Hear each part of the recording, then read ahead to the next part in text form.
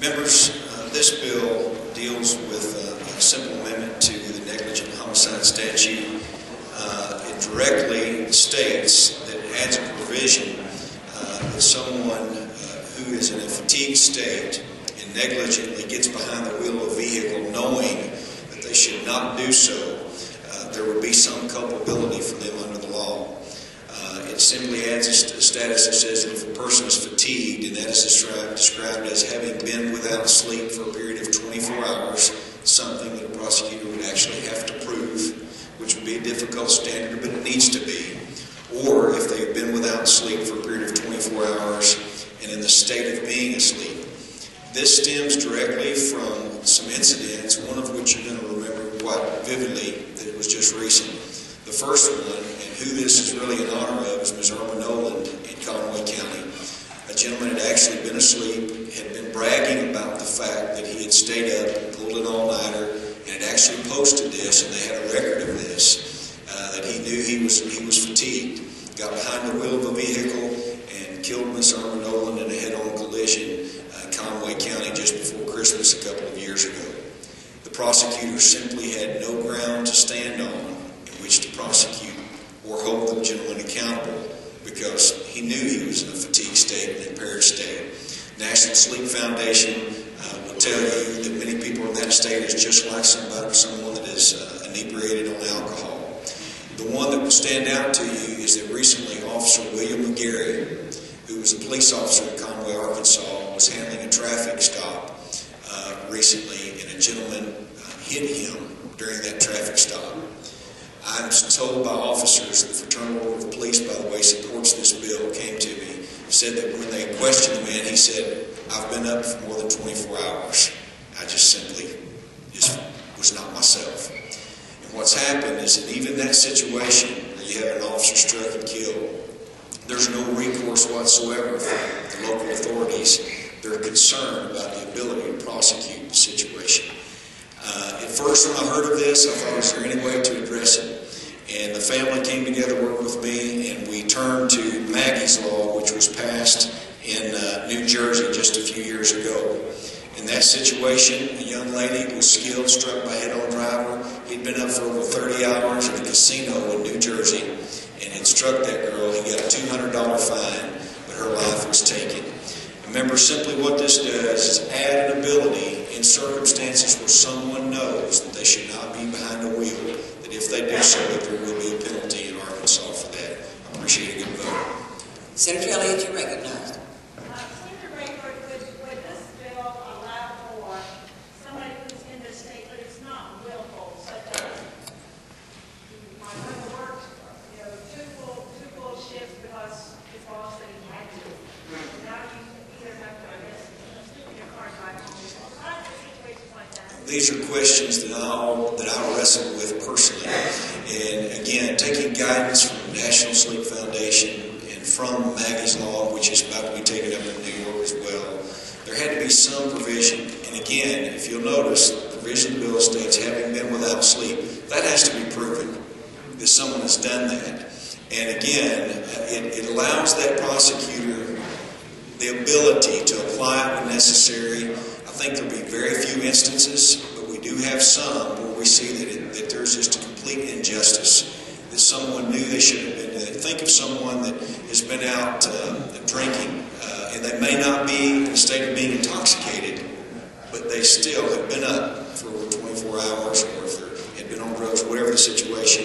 In the case of Officer McGarry's case, also the gentleman is now saying that he was on prescription drugs. And so you have a situation here where it allows that prosecutor, if it can be proven. In the case in Conway County, there were actual posts. Social media is very big in our communities now, and he had been bragging on this fact, and he had done this more than once. And so it is a high standard that would have to be proven. And so they would have to have something to prove that the person actually had been up over 24 hours. If you know that we do have laws on the books for truck drivers, people of that nature, that they must take rest. And when you get in a vehicle, two other people approached me that did not testify in committee. Ms. Barbara Webb is an attorney here in Central Arkansas. A lady here in Little Rock, she called me. Apparently either either sister or sister-in-law, somebody did the same thing, ran off the road up onto the curb and killed her sister, and there was no recourse whatsoever for that situation, and they said that this would have applied in that case. I don't know of too many people that pull 24 hours straight like that. Saying being without sleep for consecutive 24-hour period. Yes, I'm sorry, I didn't make that quite clear for you. Senator Hendren, you're recognized. Thank you. I guess my question is, some of the people I do have concern for are medical professionals who are on shift many times for 24 hours. They may take cat naps and do some stuff, but nevertheless, it's not uncommon to be on shift. Been limited to base, sometimes have full 24-hour shifts. And I'm concerned about if they participate in that, then they're driving home and they're in an accident. Are they then now automatically, because it's easy to prove, it's considered elegance if they fill it out 24 hours? It's consecutive 24 hours, Senator, in both instances. Well, I say there are folks who do 24-hour shifts. Well, as you said, though, some of them do have an ability to rest somewhat during that time. And again, it's just like any of these. When you look at the negligent homicide, you have people while passing a stop bus, then you have intoxication in the impaired state. And so, you know, I have looked at this long and hard because I did not want it to be a situation where perhaps somebody was wrongly prosecuted under this. And so we had no opposition. The only person who spoke up on this was the Public Defender's Office, and we made sure in one provision that it again restated the consecutive 24 hours in there. Help me with the negligent homicide statute we're dealing with here. Would this be a similar charge if this type of activity, driving without rest, on the same level as driving on homicide? It would allow them within the provision of negligent homicide to seek penalty under that, yes. And I guess, again, the thing that I'd ask you about is if I go and drink to the point where now I'm above the 0.8, 0.08, whatever the level is, and then I get in the motor vehicle, I am committing a illegal act. But if I go and work 24 hours and then get in the car, I have not committed an illegal act. And now, both those cases, I'm subject to negligent homicide. Well, you actually, in the provision also states simply this: a person commits negligent homicide if he or she negligently causes the death of another person.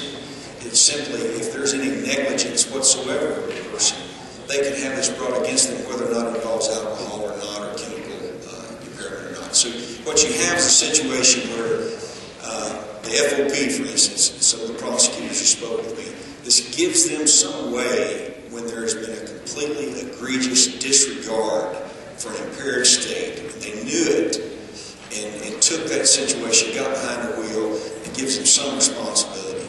And so I wrestled with every single thing that you're talking about because I was concerned for someone. We don't want people in a pure accident that was not intended whatsoever, or the person would not have really known they were impaired, those types of things. That's why it was specifically laid out, consecutive 24 hours.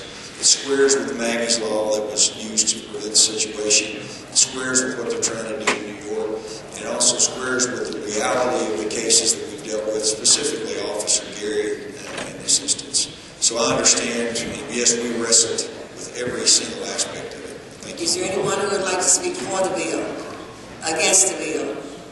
Senator Ray, could it be close for you, Bill? Close for the bill, thank you. Call the roll. Cast up the ballot. By a vote of 23 yea, 2 nay, you have passed your bill, Senator Ray. Transmit to the House.